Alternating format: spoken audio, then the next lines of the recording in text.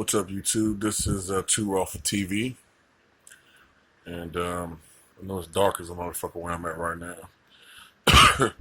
I'm looking at TV in the living room. I'm the type person, man. I just like to at nighttime. I want to know it's nighttime. Maybe I'm a vampire or some shit, man, but I like I like dark and shit. You I'm watching Real Time with Bill Maher, and try to squeeze in a couple of videos, man. Been kind of busy last couple of days, but it's old news now. But of course, LeBron James returned. I think it was January 31st, so that was Thursday. He returned to Lakers in the game against the Clippers. Um, I think that game, the Clippers came back from I think it was a double-digit deficit in the fourth quarter to force the game into overtime. But in the end, the Lakers won that game. I do not remember the score because this was 2 days ago. I think LeBron James had a pretty good stat line. I think it was like 24 points, 14 rebounds, 9 assists, and a steal. But what LeBron talked about, and of course, it's understandable, of course, um, he talked about, quote, not feeling it, unquote, in the game and being drained after playing 40 minutes. And of course, particularly at his age, 34 years old, having not played in an actual game and going on 5 weeks, yeah, you could expect him to not have his legs under him. And it's probably going to take about a week, maybe, for him to get back into game shape. But you can kind of tell that the groin injury is still in the back of his mind to an extent. Um, he wasn't going full throttle.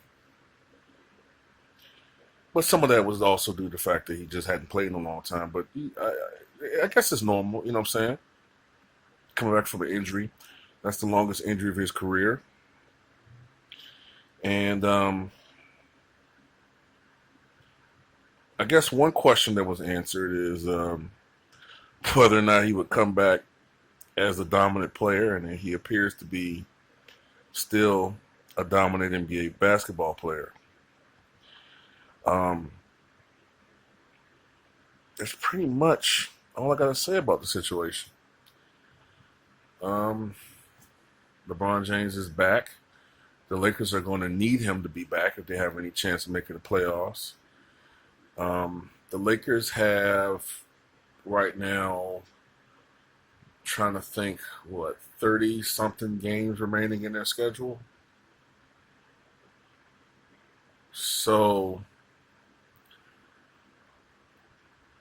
I'm thinking right now for the Lakers to have a realistic shot at making the playoffs, they're going to have to kind of run the tables.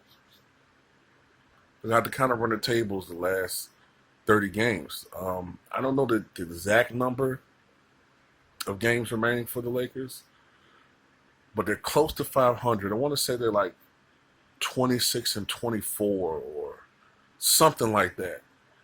For Lakers to make the playoffs, they're going to have to win about 46 games or somewhere in that mid-range of 40s, I'm thinking, right? So they're going to have to go something like, let's say it's 32 games. So they're going to have to go like 20 and 13 or 21 and 12, or they're going to have to really win some games, man. And it's doable, but it's not like a cinch. And that's all I got to say about that, man. Tell me what you guys think about the Lakers' chances for the rest of the year, and what do you expect of LeBron, and what did you think of his performance in his return game? And of course, tonight they play the Warriors, and this is what Ticket TV talked about earlier. This is why it was so important for that team to win all those games earlier this year, at the beginning of the year when their schedule was kind of easy. They dropped a lot of games they should have won, and now, like I said, tonight they're playing the Warriors at Golden State. They just lost the Warriors, so and with LeBron James, the opponent, and the fact that the Lakers beat the Warriors on Christmas night, they have added motivation to beat the hell out of this team tonight. I expect a blowout, somewhere in the range of 20 to 25 points. If it's worse than that, oh my God. But tell me what you guys think.